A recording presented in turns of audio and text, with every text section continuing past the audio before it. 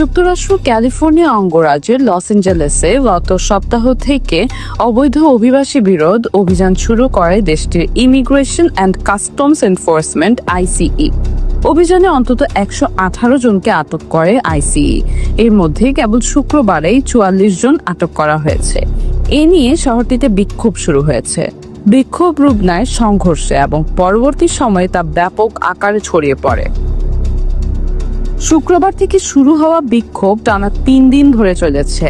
গত শনিবার দক্ষিণ পূর্ব লস অ্যাঞ্জেলেসের প্যারামাউন্ট এলাকায় বিক্ষোভকারী এবং আইন প্রয়োগকারী সংস্থার মধ্যে সংঘর্ষ আরও তীব্র আকার ধারণ করেছে। উত্তেজনা ছড়িয়ে পড়ার পর কাঁদানে গ্যাস ছুড়ে পরিস্থিতি নিয়ন্ত্রণে আনার চেষ্টা করে পুলিশ। বিক্ষোভকারীরা ট্রাম্পের অভিবাসন নীতিকে অমানবিক ও রাজনৈতিকভাবে উদ্দেশ্য প্রণোদিত হিসেবে আখ্যা দিয়েছেন। শনিবারই ন্যাশনাল গার্ড মোতায়েনের নির্দেশ দিয়ে ডিক্রিতে স্বাক্ষর করেন ট্রাম্প।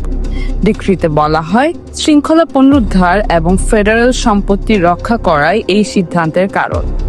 তবে এরপরেও বিক্ষোভ তৃতীয় দিন গড়েছে। বিক্ষোভের সময় বেশ কয়েকটি গাড়ি জ্বালিয়ে দেওয়া হয়েছে। এছাড়া অনেক বিক্ষোভকারীর হাতে মেক্সিকান পতাকা দেখা গিয়েছে।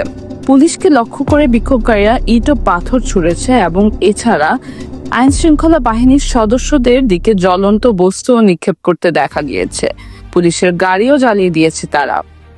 Edward R Roybal federal building, metropolitan detention centre ও 101 ফ্রিওয়ের কাছে তৃতীয় দিন সংঘর্ষ হয়েছে।